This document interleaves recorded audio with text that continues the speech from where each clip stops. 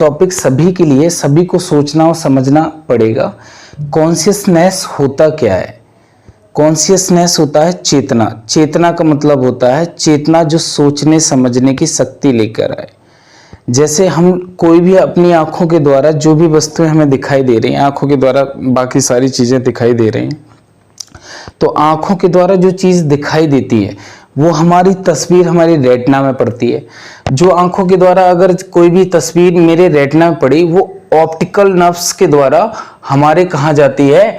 Visual contact के द्वारा हमारे माइंड में जाती है। वो कॉन्शियसनेस के थ्रू वो चीजों को समझने की बहुत एनर्जी लेकर आती है कि ये है क्या, ये क्या चल रहा है।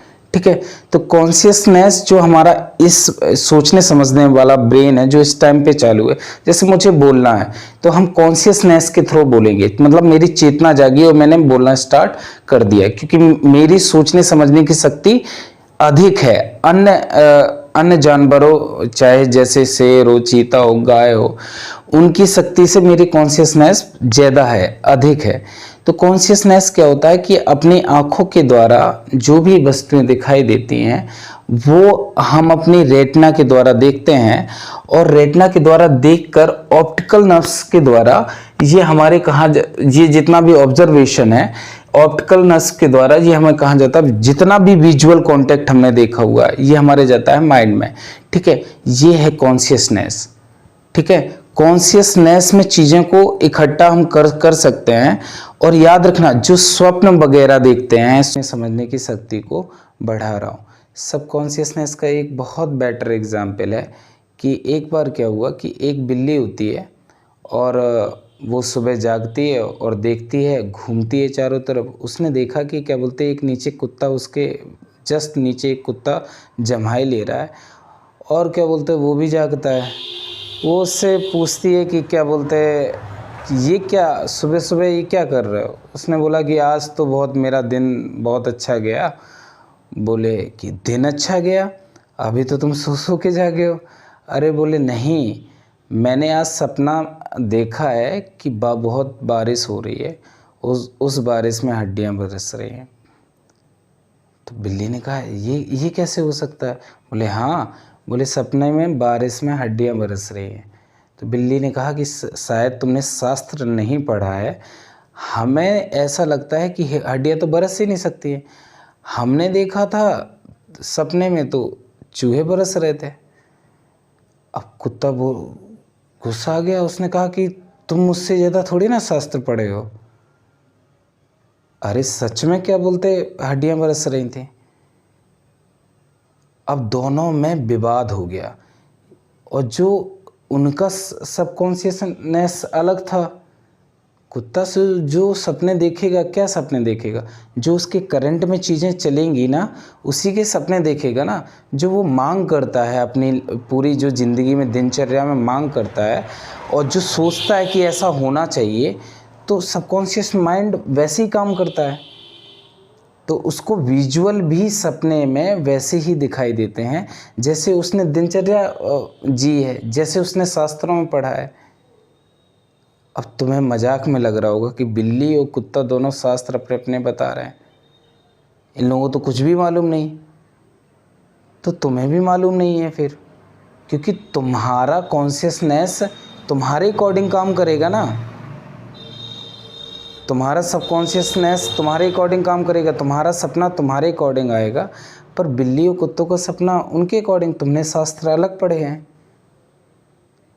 तो दोनों सबकॉन्शियस माइंड को समझने की ज़रूरत होती है। सबकॉन्शियस माइंड कैसे काम करता है?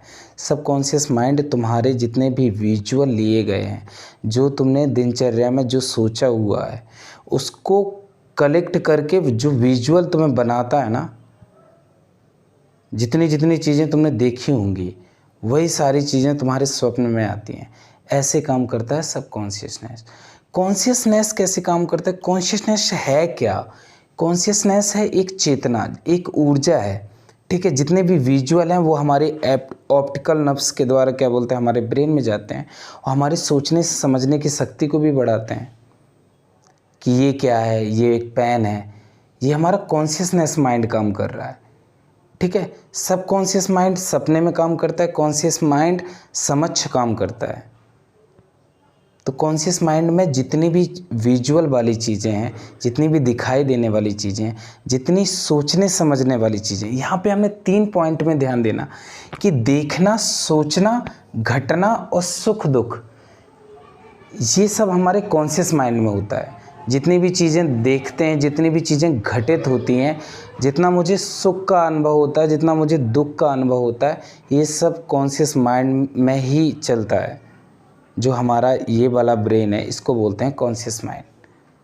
सुख दुख और जो शरीर के बाकी, जैसे हम सो भी जाते हैं, अगर ना भी सोएं, ना भी सोचें, कुछ भी ना करें, ना दुख मनाएं ना सुख मनाएं, तब भी जो चीज़ें हमारे शरीर में, बॉडी में चलने वाली हैं वो चलेंगी। जैसे हृदय की धड़कन, वो कभी नहीं रुकने वाली, वो रुक गई तो तुम्हारा सब रुक गया। ठीक है। बहुत सारे सेल्स हमारे शरीर में टूटते हैं, जुड़ते हैं, नए सेल बनते हैं। वो सारी प्रक्रियाँ शरीर की, बॉडी के सबकॉन्शियस माइंड और कॉन्शियस माइंड से कोई प्रभाव नहीं रखती हैं, उन पे कोई प्रभाव उनका पड़ता भी नहीं है। इसलिए जो व्यक्ति सबकॉन्शियस माइंड को कंट्रोल कर ले तो फिर वो बहुत महान लेवल में चला जाएगा। सबकॉन्शियस माइंड, क्योंकि तुम अपने स्वप्न को अपने अकॉर्डिंग चलाना चाह रहे हो, इसलिए कॉन्शियस माइंड के बारे में 2-3 चीज़ें और समझाते हैं। जैसे अगर कोई भी मतलब व्यक्ति है, वो सोच रहा है, फ्यूचर के बारे में सोच रहा है या आने वाले फ्यूचर के बारे में सोच रहा है, तो वो सब कॉन्शियस माइंड के थ्रू ही सोच सकता है। बड़े से बड़े साइंटिस्ट भी बनते हैं, वो भी कॉन्शियस माइंड के थ्रू ही बनते हैं। कॉन्शियस, उनकी चेतना ऊर्जा होती है ना, वो बहुत प्रभावशाली होती है, क्योंकि आपकी सोचने की शक्ति वहाँ तक जाएगी। अगर आपने सोचा कि हम क्या बोलते हैं, इंसानों को उड़ा देंगे, तो राइट ब्रदर के मन में कॉन्शियसनेस होगी, चेतना का प्रभाव हुआ होगा कि हम किसी वस्तु को उड़ा सकते हैं, तो उनका काम किया कॉन्शियसनेस माइंड। और जब ये काम किया तो उन्होंने बना के भी दिखा दिया। ठीक है। ऐसे कई वैज्ञानिक कॉन्शियस माइंड के थ्रू ही तो काम करते हैं, ये अन्य जानवरों में नहीं है। अगर शेर को चाहिए ना, शेर का कॉन्शियस माइंड क्या होगा कि मुझे आज का दिन का खाना मिल जाए। ह्यूमन के पास ऐसी कैपेबिलिटी है, ऐसी योग्यता है, एबिलिटी है कि उसका सोचने समझने की शक्ति बहुत ज़्यादा तीव्र है। और ऐसे कई वैज्ञानिक हुए हैं जिन्होंने कॉन्शियस माइंड के थ्रू ही जिंदा रहे हैं। उनकी बॉडी के एक भी पार्ट काम ना करते हों, तब भी वो कॉन्शियस माइंड के थ्रू वो पूरे के पूरे ज़िंदगी उन्होंने बिताई हुई है और अभी उनकी मृत्यु हुई है। बहुत सारे एग्जाम्पल हैं, वो कभी ना कभी हम बताएंगे। अभी कॉन्शियसनेस के माइंड के एक वैज्ञानिक का नाम था, उनका नाम था मैको काको साइंटिस्ट थे। उन्होंने कहा कि हम अपने कॉन्शियसनेस को भी नाप सकते हैं। जैसे कि हम क्या बोलते हैं, किसी की भी यूनिट नाप लें। जैसे हम लाइट को माप सकते हैं कि लाइट की स्पीड क्या है, क्या नहीं है, क्या है। जैसे हम अपने बुखार को, तापमान को डिग्री में, सेंटीग्रेड में, कैसे भी टेम्परेचर को नाप लेते हैं ना कि ये इतना टेम्परेचर है, आज का कितना टेम्परेचर है। इसलिए कॉन्शियसनेस को मापने के लिए उन्होंने बोला कि एक थर्मोस्टेट के थ्रू, एक यूनिट है थर्मोस्टेट, इससे हमारे कॉन्शियसनेस के बारे में पता चलता है कि हमारे दिमाग की शक्ति कितनी है, हम कितना ज़्यादा सोच सकते हैं। और ये सोचना संभव होता है।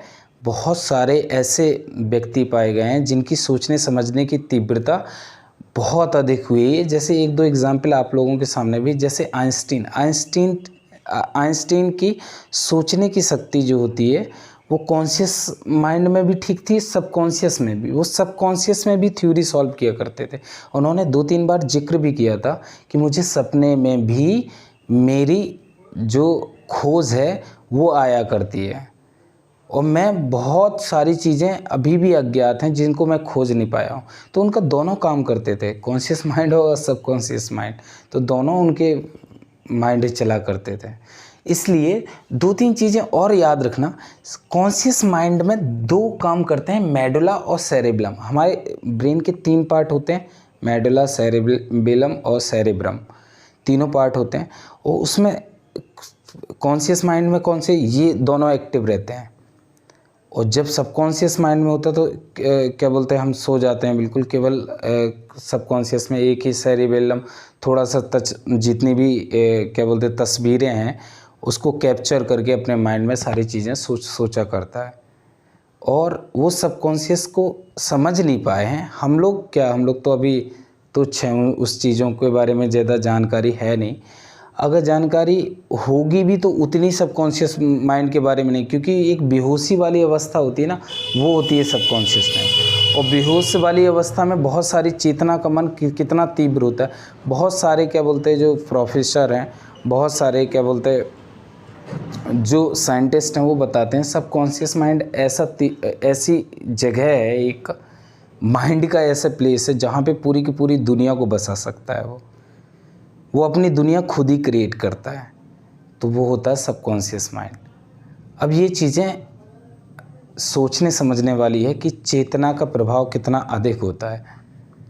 चेतना का प्रभाव इतना अधिक होता है कि अगर आप आने वाले फ्यूचर को सोचेंगे, जैसे अन्य जानवर या पेड़ या पौधे, उनमें भी कॉन्शियसनेस होगी, क्योंकि वो फील करते हैं, महसूस करते हैं, हवा लेते हैं, सांस लेते हैं, उनकी बहुत कम मात्रा में कॉन्शियसनेस होगी। पर अन्य जानवर में भी बहुत कम है, ह्यूमन में बहुत ज़्यादा है। तो ह्यूमन में कॉन्शियसनेस की मात्रा इस वजह से ज़्यादा है क्योंकि ह्यूमन सोच सकता है, उसका ब्रेन बढ़ा। और बताते हैं अन्य जानवरों की तुलना में काफ़ी बड़ा है हम लोगों का ब्रेन। आया ना समझ में? तो आज के लिए इतना काफ़ी है, फिर चलते हैं नेक्स्ट क्लास में।